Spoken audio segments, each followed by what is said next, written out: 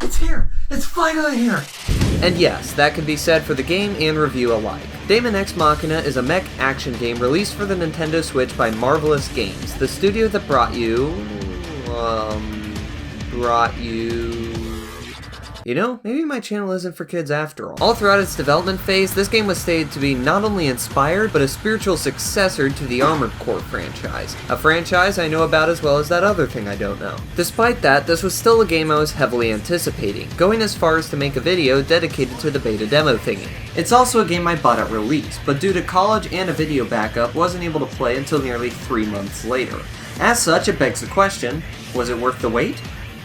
Yes. Yet judging by the fact I'm the only person in my friend group who actually played this game, it's in need of some awful convincing to pick up. As I feel the best suited for the task and, well, just want to, I'll be using this video as an opportunity to explain why you need to pick this game up as soon as possible. So without further delay, let's stand by and await dispatch. Oh yeah, hey, what is up everybody? This is Blackblade. This is Daemon X Machina, the review. So in looking at the footage on screen, I'm gonna take a gander that you either love it or hate it. Well, that's to be expected with a cel-shaded style of this degree. Personally, I'm a fan of it, but also see a lot of issues with it that could result in others not seeing eye to eye. For one, the hyper cel shading results in hyper minimalism. While they deserve a little more credit than this, some assets feel about as well cobbled together as if I plopped a rectangle on an Unreal Engine level and called it a day. Still, while things at a glance have little detail, they also contain sharp models upon closer inspection. Every crevice of the texture on the arsenals, immortals, etc. are distinct and give said constructs explicit dimension. What also gives the environments a little more needed life is the special effects. From the dust upon a collapsing building to the dash lines when boosting around, it all works well in tandem to create a pleasurable experience when playing. Performance is great too. I feel this game could have gone away with more than 30 FPS, but it feels smooth, and any frame rate drops I may have had did not feel impactful enough to notably harm my experience. One odd detail to point out is the difference between the quality of outer and arsenal animations. The arsenals move like butter. They're snappy, enthused, and during cutscenes make me feel like watching Code Geass for probably the 3rd time this year. Meanwhile, the outer animations are fine during gameplay, but in cutscenes are stiff as a board. It just seems like an odd double standard, with the arsenals and cutscenes getting way more personality to them, but it's not really as big an issue as I'm making it out to be. At the end of the day, this is still a solid 8 out of 10 where I'm concerned.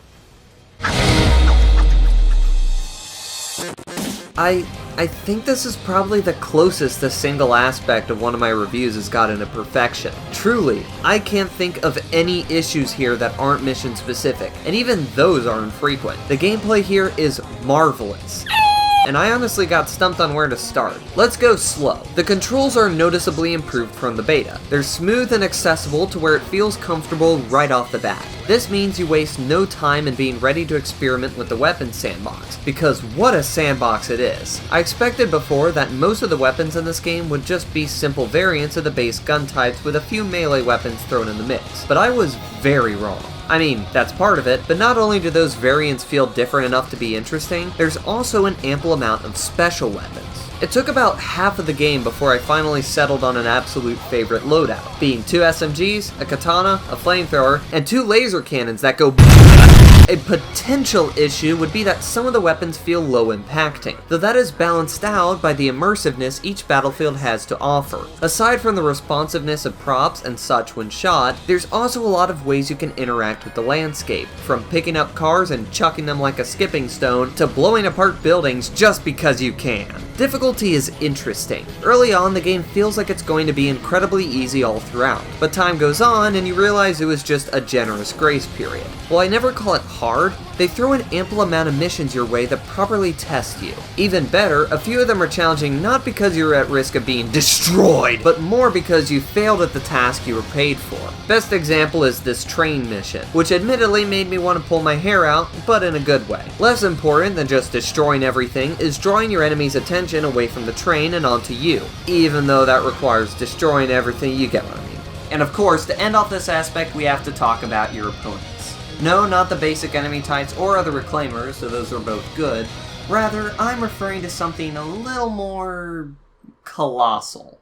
This game's boss fights are an absolute blast! The way these fights are implemented draw a lot of parallels to Monster Hunter, especially down the road where targeting specific points to break off parts is necessary to gain an advantage. These fights are big, grandiose, homunculus. A couple seem arbitrary, like this one that's literally just a train, but then you fight a nightmare, or a gun fort, or just I want to tell you about more of these, but I'd rather you just see them for yourself. Overall, what I'm trying to say is this game makes you feel like an anime.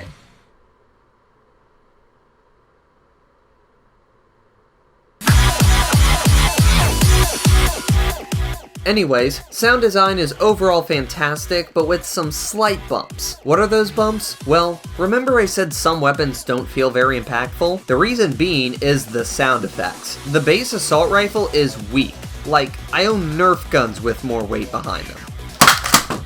We don't take kindly to trespassers at Ram Ranch. So that is a problem, but it's only with some weapons. Others make up for it, like the sniper rifle, the katana, and the aforementioned laser cannon.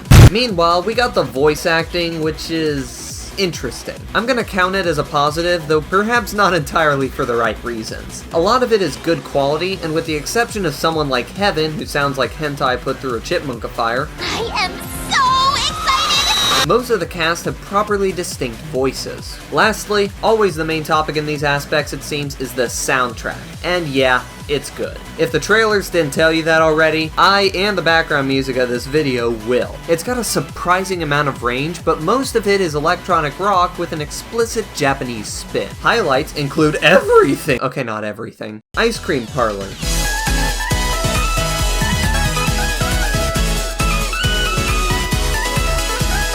Arms of Immortal.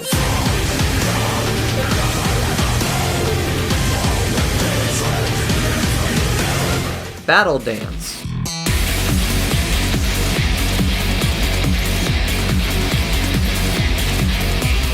Open Fire.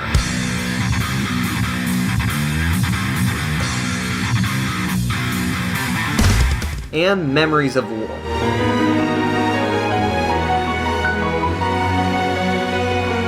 I know the first and last sound way different, but they fit where they're implemented, so it checks out. Overall, possibly a little too generous, but I'm giving it a 9 out of 10.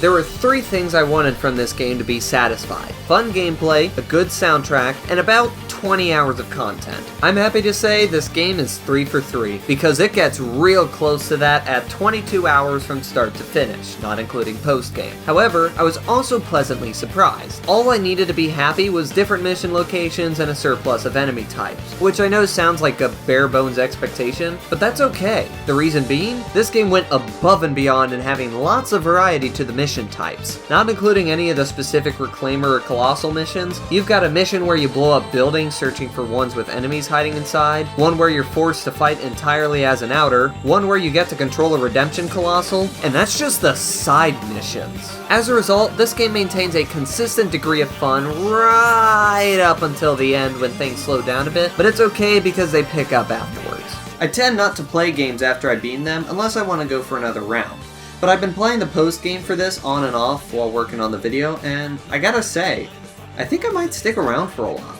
I even joined the Discord server, so you know I still might move on to something else soon, but time will tell. The post-game is split into 2 categories, PvP and PvE. The PvP mode I didn't get to try much of, as nobody seemed to be online when I was, but even if people were, I doubt I would have enjoyed it. This seems like it could be fun with friends, but against other players online, especially ranked, it gets ruined by how easy it is to cheese. More than one person ended up just building their arsenal for speed, equipping a couple sniper rifles, and then constantly staying out of range and firing until they win. It left a lot to be desired, but it's perfectly fine because the PvE is such a blast, it makes up for everything. Even if there wasn't the promise of future updates with additional bosses and stuff, there's already plenty to keep your attention here. While a couple of them have you simply fighting other Reclaimer groups from the single player, most of the missions involve fighting stronger versions of the bosses in the campaign, or entirely new ones like the Zerutor, a name that feels odd next to all the others who are classed by actual words. They aren't just beefier versions of the same bosses though. Some, like the gun fort, have entirely different pieces of equipment that you have to watch out for, but can also be used to your advantage. The moment I blasted the laser cannon off one, then picked it up and fired it back at it to finish it off, I knew I'd be giving this aspect a 10 out of 10.